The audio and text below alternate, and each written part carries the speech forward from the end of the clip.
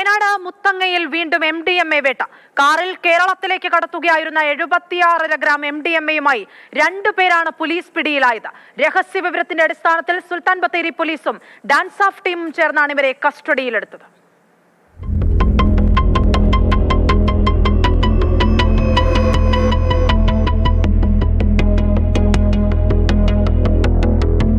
കർണാടകയിൽ നിന്ന് വിൽപ്പനയ്ക്കായി കൊണ്ടുവന്ന MDMA ആണ് മുത്തങ്ങയിൽ വെച്ച് പിടികൂടിയത്. രഹസ്യ വിവരത്തിന്റെ അടിസ്ഥാനത്തിൽ വാഹന പരിശോധന നടത്തുകയായിരുന്നു സുൽത്താൻ ബത്തേരി പോലീസും ഡാൻസ് ഓഫ് ടീമും. കൽപ്പറ്റ പുഴമുടി സ്വദേശി K ഷൈജൽ, കൊടുവള്ളി അവിലോറ സ്വദേശി TK റഷീദ് എന്നിവരാണ് അറസ്റ്റിലായത്.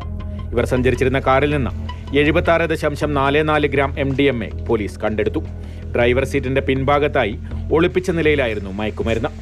കർണാടകയിൽ നിന്ന് വാങ്ങിയ MDMA നാട്ടിൽ വിൽപ്പനയ്ക്കായി കൊണ്ടുവന്നതാണെന്ന് ചോദ്യം ചെയ്യലിൽ ഇരുവരും സമ്മതിച്ചു.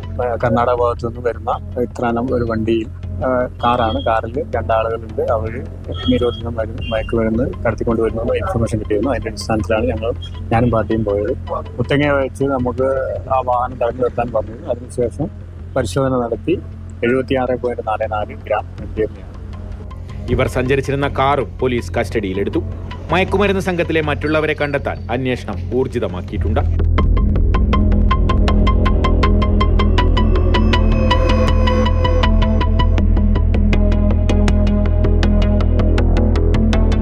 മാതൃഭൂമി ന്യൂസ്, വയനാട്.